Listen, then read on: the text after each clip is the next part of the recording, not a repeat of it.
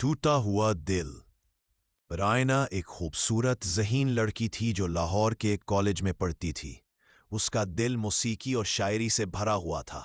वो अक्सर कॉलेज की लाइब्रेरी में बैठकर किताबें पढ़ती या अपने ख्वाबों में खो जाती। एक दिन कॉलेज के सालाना फंक्शन में उसकी मुलाकात अयान से हुई।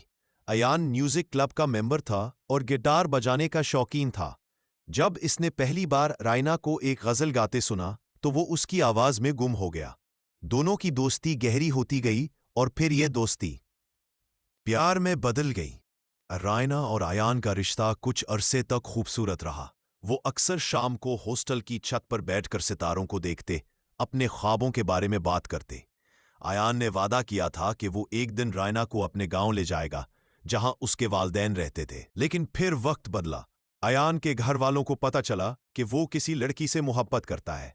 उन्होंने उसे डांटा क्योंकि वो चाहते थे कि वो अपनी कजन से शादी करे।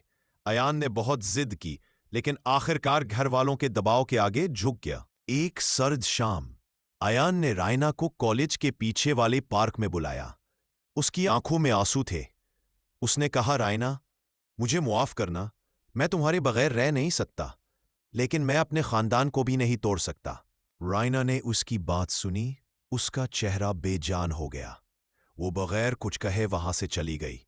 कुछ दिनों बाद उसने कॉलेज छोड़ दिया और किसी को नहीं बताया कि वो कहां जा रही है। सालों बाद अयान एक कामयाब मूसीकार बन चुका था।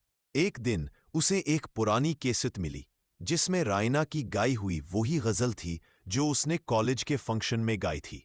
उसने कैसेट चलाई और फिर एक खत मिला जिसमें लिखा था, अयान, तुम्हारे बगैर मेरी जिंदगी अधूरी है, लेकिन मैं तुम्हें ब्लेम नहीं करती। मोहब्बत कभी कभी सिर्फ एक याद बनकर रह जाती है। अयान की आंखों से आंसू बह निकले। वो जानता था कि उसने अपनी जिंदगी की सबसे खूबसूरत चीज खो दी है।